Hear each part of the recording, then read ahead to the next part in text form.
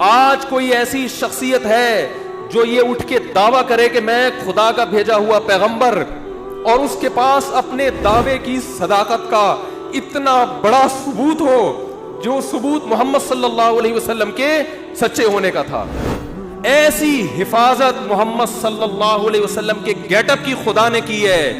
سوچو تعلیمات کی کیسی حفاظت کی ہوگی. موسیٰ ابن عقبہ، وہ کہتے ہیں مجھے میرے چچا موسیٰ ابن عقبہ نے بتایا. بھائی موسیٰ ابن عقبہ نے بھی نبی کا زمانہ نہیں پایا. وہ کہتے ہیں موسیٰ ابن عقبہ کہتے ہیں حدثنی قریب، مجھ سے عبداللہ بن عباس کے شاگرد قریب نے بیان کیا. ارے بھائی قریب نے بھی محمد صلی اللہ علیہ وسلم کو نہیں دیکھا. امام ترمذی کہتے ہیں ذرا خاموش ہو جاؤ. قریب کہتے ہیں حدثنی عبداللہ ابن عباس، مجھ سے عبداللہ ابن عباس نے بیان کیا، اور انہوں نے نبی کے چہرے انور کی طرف دیکھ کے فرمایا کان النبی صلی اللہ علیہ وسلم افلج ثنیتین، کہ نبی کے سامنے کے دو دانتوں کے درمیان میں خلا تھا. مفتی طارق مسعود اسپیشل. ایک یتیم جو نہ لکھنا جانتا ہے نہ پڑھنا جانتا ہے، عرب کے ایک ایسے ماحول میں پیدا ہوا جہاں ایجوکیشن کا نام و نشان نہیں ہے، اور ابھی آپ کو ایک چھوٹی سی ریاست بھی پوری طرح نہیں ملی مدینہ کی، اس میں بھی چاروں طرف آپ کے دشمن.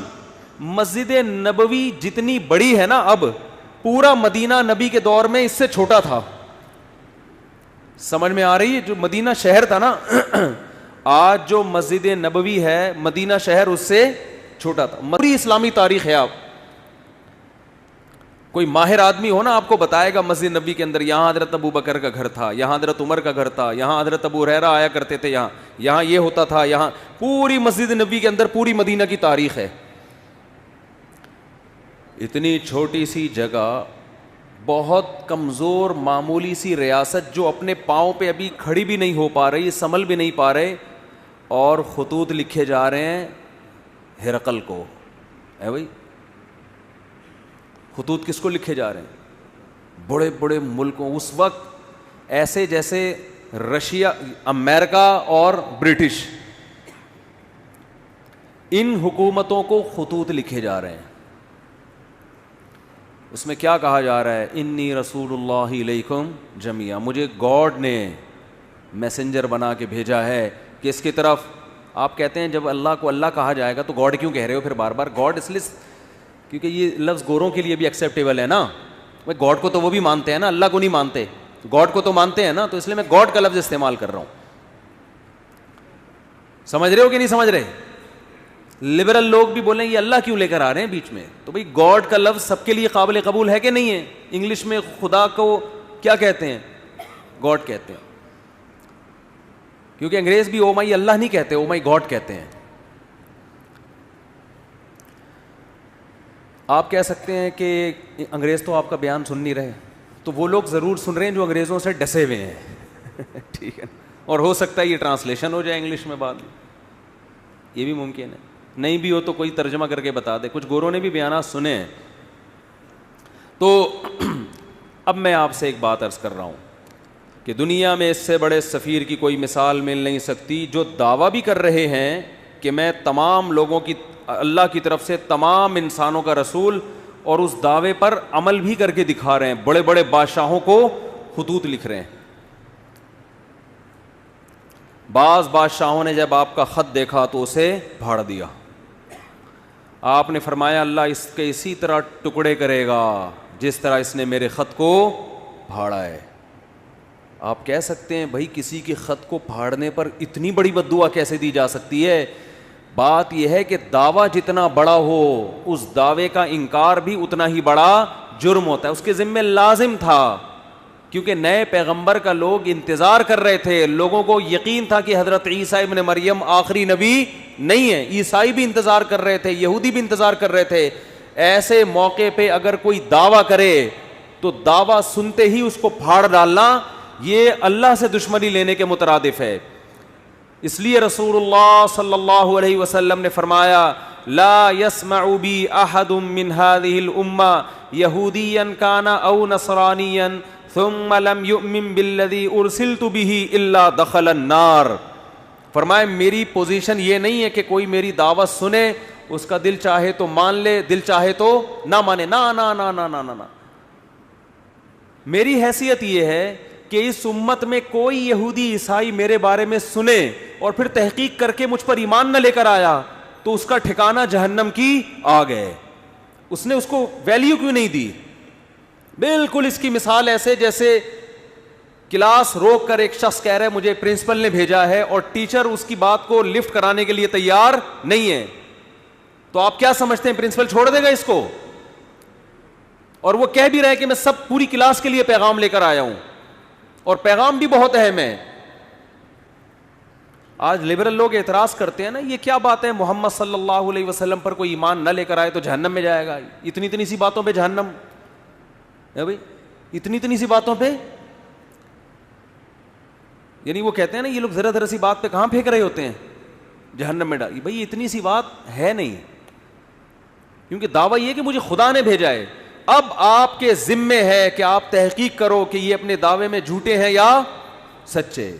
آپ اس کان سے سن کے اس کان سے نکالنے کا آپشن آپ کے پاس ختم ہو گیا. ابھی آپشن نہیں ہے آپ کے پاس کہ ادھر سے سنیں اور ادھر سے نکال دیں گے یار یہ مسلمانوں کے مذہبی معاملات ہیں, چھوڑو. آپ کہہ سکتے ہیں کہ کیا دلیل ہے آپ کے پاس کہ محمد ابن عبداللہ صلی اللہ علیہ وسلم اس دعوے میں سچے تھے؟ کیا دلیل ہے آپ کے پاس؟ ہم کہتے ہیں 1400 سال پہلے جو آپ کی نبوت کے برحق ہونے کے دلائل تھے وہ تو تھے, وہ لوگوں نے اپنی آنکھوں سے دیکھے. 1400 سال کے بعد جو آپ کے برحق ہونے کے دلائل ہیں وہ پہلے سے بھی زیادہ ہے, وہ اس سے بھی زیادہ ہے. اگر خدا محمد صلی اللہ علیہ وسلم کو میسنجر بنا کے بھیجتا اور یہ نہ کہتا کہ یہ آخری پیغمبر ہیں, تو خدا کے ذمے محمد صلی اللہ علیہ وسلم کی تعلیمات کی حفاظت بولو نہیں تھی. کیا خیال ہے؟ اللہ کہہ دیتا کہ ان کی تعلیمات جب مسخ ہوں گی تو میں دوسرا پیغمبر بھیج دوں گا. خدا نے محمد ابن عبداللہ صلی اللہ علیہ وسلم کے بارے میں 2 دعوے کیے, یہ میرے میسنجر ہیں اور لاسٹ میسنجر, ان کے بعد کوئی نبی نہیں ہے, کیونکہ ساری دنیا کے سارے انسانوں کے لیے. اس دعوے میں اللہ نے ایک اور دعویٰ کر دیا کہ ان کی تعلیمات کو میں قیامت تک کے لیے محفوظ کر دوں گا. ان کی تعلیمات قیامت تک کے لیے, بولو نا کیا ہو گیا بھائی؟ وہاں میں پشاور میں بیان کر رہا تھا, ایسا بول رہے تھے لوگ یار, چپ کرانا. سرگودا میں بیان ہوا, چپ کرانا مشکل ہو گیا, لوگ چپ ہی نہیں ہو رہے تھے. وہاں کہنا پڑ رہا تھا مجھے بھی بولنے دو گے کہ نہیں دو گے بولنے. پنجاب لسی, پائے, کراچی میں چائے, چائے کے اثرات ہیں. سوچتا بہت ہے آدمی, چائے پی کے بولتا نہیں ہے, سوچتا رہے. جہاں بولنے کا موقع ہوتا ہے وہاں بھی کیا کر رہا ہوتا ہے, سوچ رہا ہوتا ہے. ابھی اتنی اچھی صحت رہی ہے نا, میرا 2 ہفتے کا دورہ ہوا کے پی کے پنجاب, ایسے ایک چھینک بھی نہیں آئی. پھر کراچی اتر کے چھینکیں شروع. تو اللہ کے ذمے تھا کہ محمد صلی اللہ علیہ وسلم کی تعلیمات کی حفاظت کرتے. یہ حفاظت خود اس کی دلیل ہے کہ محمد صلی اللہ علیہ وسلم لاسٹ میسنجر آف گاڈ ہیں. ورنہ کسی یتیم جو نہ لکھنا جانتا ہو نہ پڑھنا جانتا ہو, اس کی تعلیمات کی اللہ کی قسم اسباب کی دنیا میں ایسی حفاظت کا انتظام اس زمانے میں تو ممکن ہی نہیں تھا, ناممکن. اور اس زمانے میں بھی اتنا پروٹوکول ملنا کسی کو ممکن نہیں ہے. ہمارے نبی صلی اللہ علیہ وسلم کی جو سیرت ہے اس کے 2 پہلو ہیں, خوب غور سے سنیں. 2 پہلو ہیں آپ کی سیرت کے. ایک پہلو وہ ہے جس میں آپ خدا کی طرف سے کوئی میسج دے رہے ہیں کہ یہ الاؤڈ ہے اور یہ ناٹ الاؤڈ. خدا ان کاموں سے خوش ہوتا ہے اور ان کاموں سے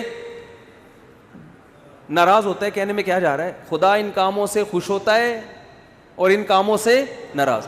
جب کوئی کہے بولو تو خدا نہ بولنے سے ناراض ہوتا ہے. یہ بھی ایک ہے نا.